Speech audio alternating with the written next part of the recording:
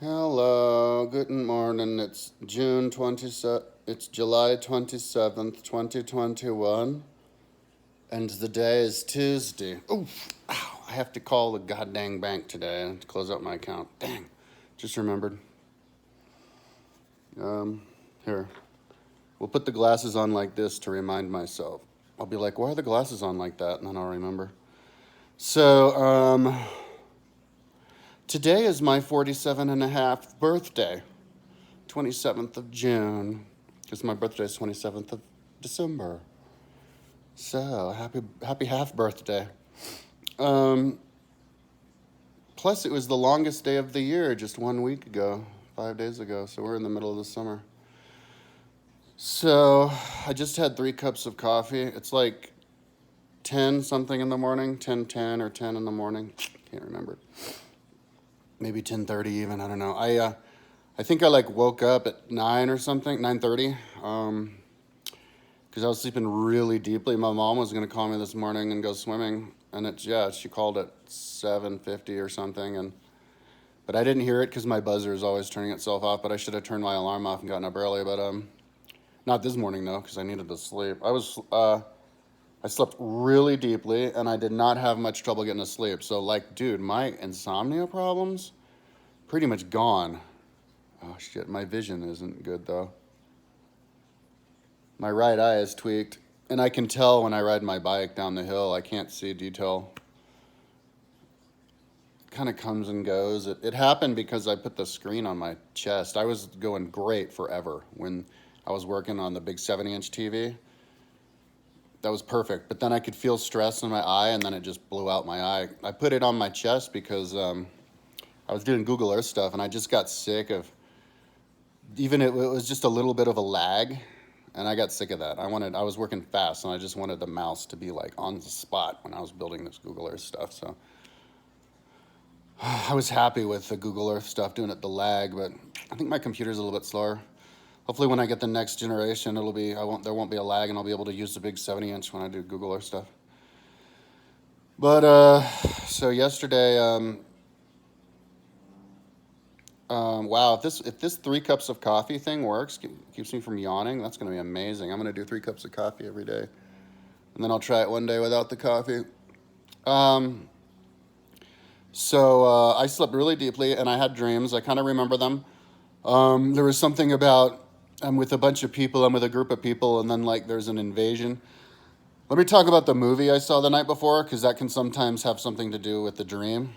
Last night we saw a movie called I See You with Helen Hunt, and it's about like she's married to a serial killer, but then there's these squatter kids in the house, and then there's an abductor of the kids, and it turns out, so anyways, just a kind of a dark movie. I don't really like those types of movies, but anyways, that's what we saw last night. And so then last night I have a dream that there's there's like the bad guys coming after us.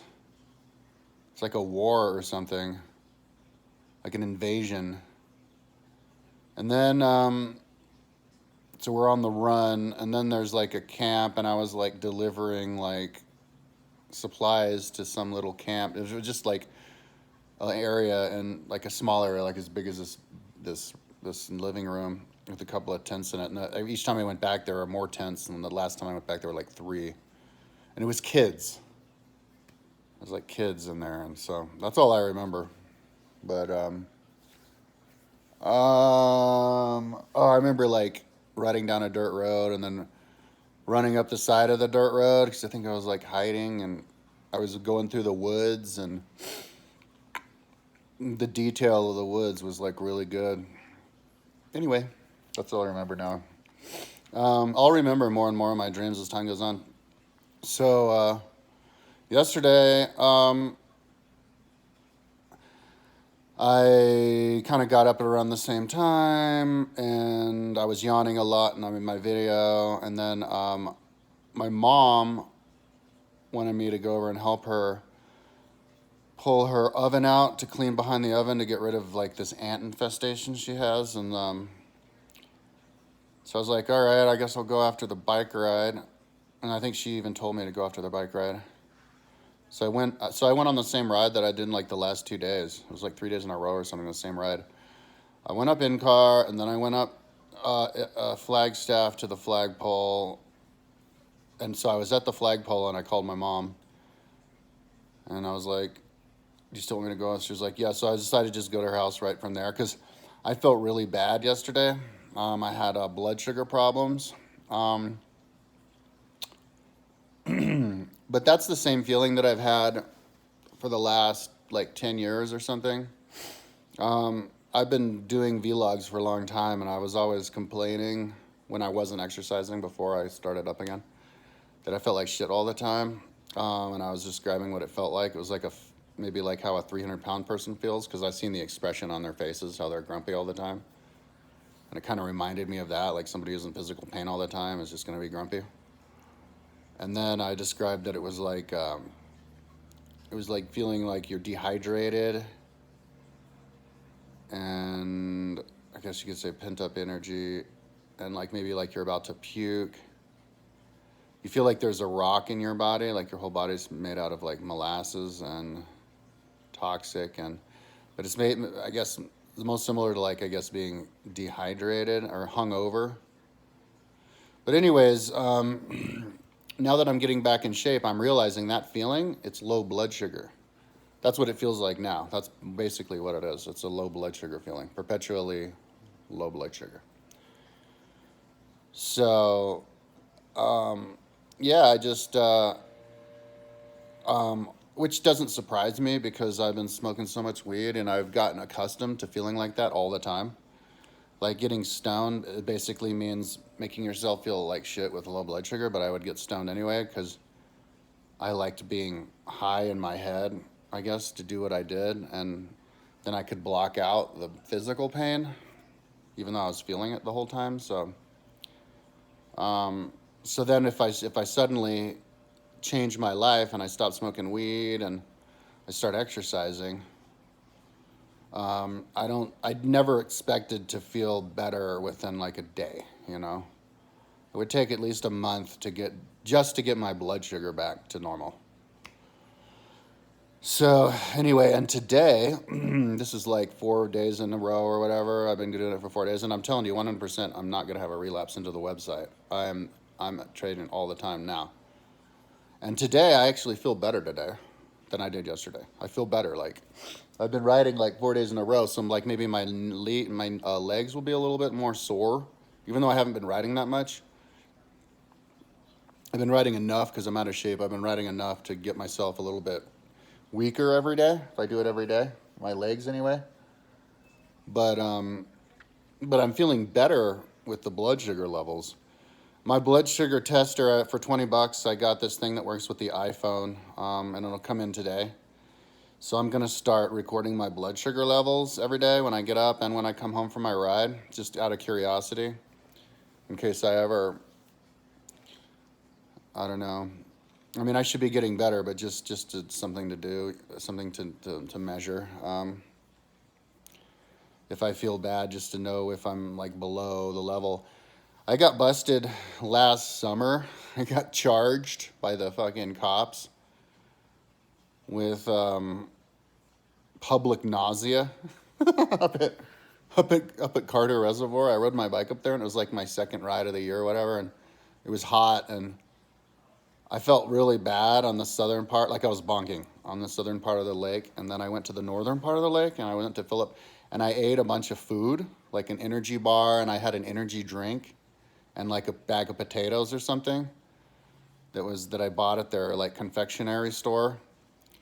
And then I went to fill up my water bottle, and because I had just pigged out, just filled my belly up, I just spewed it all out, just barf suddenly, like bleh, like right there, and this cop was standing there, and I happened to be standing right in front of the cop station. So they took me in, and I was like there for like 3.5 hours, and I was barfing for 3 hours straight. My roommate picked me up 3 hours later, and I'd barfed like 10 minutes before he came. I barfed like 50 times. It was crazy. But anyway, that was from a low blood sugar. Where Why did I start telling that story? I can't remember. Anyway, but I'm not gonna be that kind of nauseous again. But so yeah, I rode back, and then I coasted back to my mom's house, and I was listening to the song over and over again yesterday. Over just one song over and over. But it would stop, and then I'd hit the button on my Apple Watch, and it'd play it again. Or I would go double click here to play it again. Because it was a download from YouTube. I don't understand how downloads from YouTube work. Like you can't go forward in the playlist unless you start at the first song, and then you can go up. But if you start halfway through, it'll just loop that same song. But it was from Crystal Method, and it's like 101 to 121 or something about the highways in LA. And it just has this beat like do anyway. But today, I think I'm gonna do Nero. I still haven't completely explored the badass music with the noise cancellation. So, yeah. So then I went to my mom's house, and we did the oven, and there was a bunch of stuff under the oven, just dirt and everything, and old coffee grinds or whatever. And so we cleaned that up. That was about time. And then we wiped the side of the oven, and it was all like golden crusted like cat piss. So I guess the cat has been peeing in between the oven and the wall, and I know the cat pees all over the house because if I get my head next to the ground, it's just urine smell everywhere. It's a Bengal cat. He wants to be let out all the time, but my mom likes to not let him out a lot because she's worried or whatever. She lets him out a lot, but when she leaves, makes him in the house, and she gets like pissed and pees. I saw him peeing right in front of me on the wall next to the front door because we didn't let him out.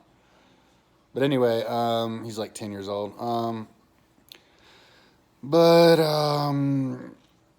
And then I helped her garden, pull up weeds, and she made me 2 sandwiches. And I had a quarter of a watermelon and like 2 fruit juices. And we watched the Olympics were on, and so we watched the end of like a swim. Like Katie Ledecky did a swim, and I think won the gold. And then we saw the entirety of the women's triathlon, and from beginning to end. That's probably the only thing in the Olympics that I'll watch in its entirety. So we saw Flora Duffy, who lives in Boulder, win the gold, and then the American girl got 3rd. That's cool. And the girl who got 2nd got dropped from the lead bike pack, and was 20 seconds back, but then passed everybody on the run. So that was cool. Come back. And then I went on another ride. They were going to have the finals for the men's gymnastics, but I kind of felt like I'd watched enough Olympics, so I went on another ride. I went on 2 rides. I went up north, and I was just going to do some I was going to go up Linden because I like climbing, but the sun was going down. I didn't want to get hit by like a big giant pickup with tinted windows, so it's always giant pickups with tinted windows that almost hit you. And it's not because they're big cars, it's because they're actually closer to you than the other cars. Like the drivers don't care as much.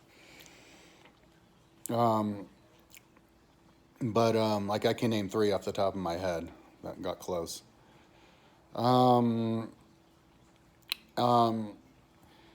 So I came back, and I went up north on Highway 36 and then took a right on this road because I saw that it was paved. Like you go up the highway and then you go down the highway, and before you get up the hill, I think it's where the strip club moved to because I saw like 21 and over sign on it as I was riding back, and I went down this road because I don't remember it ever being paved. Maybe it's newly paved. I don't know. So I'm like, where does this road go? Like, I don't even know what Boulder looks like anymore.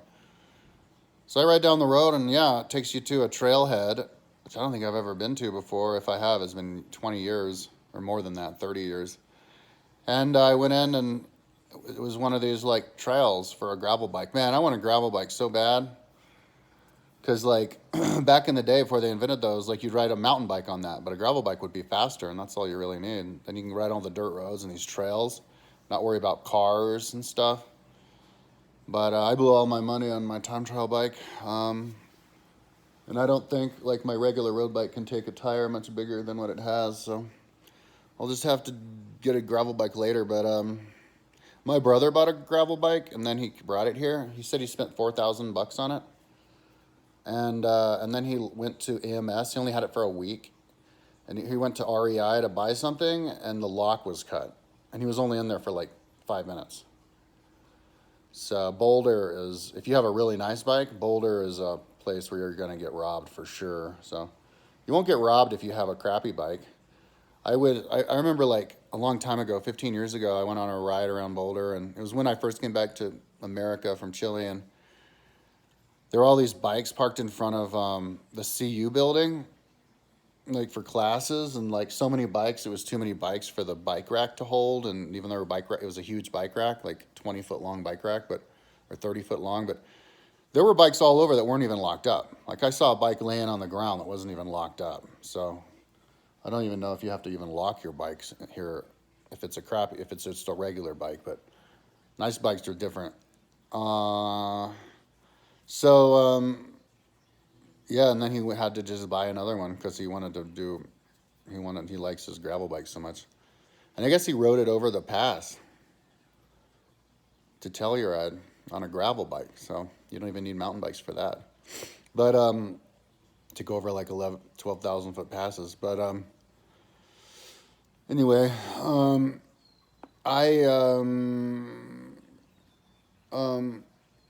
yeah, so then it turned into a trail and went to the dirt road to the Boulder Reservoir, and then I came back. So it was a really short ride. And then yeah, I had no trouble sleeping. So I think I still feel like I can't run. I don't want to try running. I feel like I weigh 300 pounds, you know. I'm like 191 pounds. I'll go weigh myself after this. But like I trained for like a month. This summer, I was trying to get back into it for a month, but I wasn't really going that hard. Like I took maybe 10 days off or whatever. It was only like 20 days of actual training because I was kind of mixing in, trying to get caught up with my life, you know, organizing my room. And anyway, and there's still one thing that I desperately need to do, and back up all my stuff again on all my externals, which I haven't done yet. But anyway, oh shit, I forgot the point. Oh yeah, when I was totally out of shape, worst shape of my life, never done anything for years, and I'm like starting. I did a little bit sprinkled here and there for the last couple of years, but so I'm basically at the rock bottom, and I was 191.1. I go for a month of training my ass off as hard as I can. At the end of the month, I'm 191.2. I gained 1/10 of a pound. Because I burned fat, even though it takes forever to burn fat, because I was only really able to, I had insomnia, so I was starting at like 1 in the afternoon and stuff, so I only had like 4 hours a day to do it, which is all I needed anyway, because I didn't have the endurance, but like, I gained muscle at the exact rate that I lost fat, and I looked a lot better at the end of that month. Like, I looked a lot more cut. Yeah, and I don't think I completely lost it. I look more cut now than I did, like, at the beginning, so, like 6 months ago. So, what I'm going to do today, I just called to my mom, and she wanted me to help her again today. I can't remember exactly what, but I want her to come here and help me tomorrow, because I need to paint my one last spray paint can of paint on my metal chair and the table for it that we take outside. I want her to help with that. And then I got new upholstery for my 3 chairs in here. And it's gonna help her with that. So I'll go and help her with whatever she wants today. But I call her and I'm like, you want me to go today? Or she's like, no, go on the ride before it gets hot. So I think I'm just going to go on a big old ride. I'm gonna ride all the way out to that's what I'm thinking now. Ride all the way out to Lyons, and then head up into the mountains from Lyons, and then go on the peak to peak back towards Boulder. As far as I feel like it, you know, like maybe all the way, if I could make it all the way to Nederland and go down Boulder Canyon, that would be like a big ride. Like a 70 miler or an 80 miler with probably like 6,000 feet of climbing. So, Yeah, my rides aren't as big as the Les Tours de France. The Les Tours de France rides are like 15,000 feet of climbing in one stage. The biggest climbing I did this year was 7,500 feet of climbing when I went to Ward and then Estes Park and back, and that was enough for me. But then the men's Olympic course was 16,000 feet of climbing. So, my God, for me to do a ride with 16,000 feet of climbing, that'd be like doing all of the big climbs up here. 14,000 feet of climbing is if you go from here to the top of, because I saw it on this kid's video, here to the top of Magnolia, and then Sugarloaf, and then Left Hand, and then Sunshine, and then Lee Hill, and then home. I think that's 14,000 feet, and that's not even all the climbs. So, yeah, I'm curious to see what they all will be. It's this big loop, this all of the climbs, from NCAR all the way up to like Jamestown, including the neighborhoods like Linden and everything. I reckon that'll be like 120 miles with like 20,000 feet of climbing. But anyway, so today I just had 3 eggs and 2 pieces of pita. I had a scoop of this like blue-green algae stuff that's like years old that my mom provided me years ago or whatever, and then 2 scoops of protein powder. So that's what I had for breakfast. And then I've got my goose. This safety pin is where I put my 2 extra keys, my keys for my house. I attach it to the safety pin, and then I don't have to worry about falling out of my pocket. The first couple of days I put the keys in my bag, but it was a pain because I have to open the bag out, and it was stupid. So I just put the keys connected to something big on the jersey. And also another thing that I do, because I'm going out for endurance, like just in case, like whatever day is the day that I'm not having blood sugar problems, that could be the day where I just do some really big ride, and I want to be ready for it, So every day I go out, I have just like lots of food, like I might even think about going out with both of these goos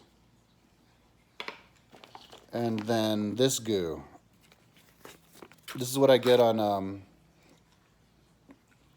Amazon, but I got these years ago. They actually, yeah, they protect for a long time. They keep for a long time. I got like 15 of them for like $250. They're $15 each, but only the banana flavor, strawberry banana. The other ones are like 20. So I love that stuff. That keeps you going. And it's so easy to eat. You just go whoosh, and then So I'm gonna go up and actually I don't know where I can fill up water. If I'm going to fill up my water, I'm going to have to ride all the way to Allen's Park, but I think Allen's Park is higher than the turnoff on the coast to peak. So I think I'm going to ride all the way up to Allen's Park because that's where I have to fill up my water bottles. And then I'll turn it back around and go back to peak and then go as far as I can. I can also fill up my bottle at Ward, but I would have to go down a hill a lot. So if I was going to stay on peak to peak, I have to go down the hill and back up. I don't even know if I can fill up my water bottle in Nederland because I'm not familiar enough with the area. But it wouldn't surprise me if somewhere in town there's like a water fountain. I don't like the idea of leaving my bike and walking in a store no matter where I am. I did that in Allen's Park. And I didn't even have to. I just wanted to get Gatorades because the spring was just up the road. But I should go on a Google Earth and like ride all the places you can get water. But there's another thing that you can get water with is when you're riding, you pass by some rivers. And I got this a few years ago. They have this water filter, and it's just this little bag with this water filter thing that's like this long and like this big around. It's like a flashlight, which is the filter. So you just go to the river. I've never done it, but you go to the river and just fill up your water bottle at the river. So that means like if you're on a run out in like Mesa Trail, there's rivers that are a lot live and running that are through there. And so you just go and that's your water fountain.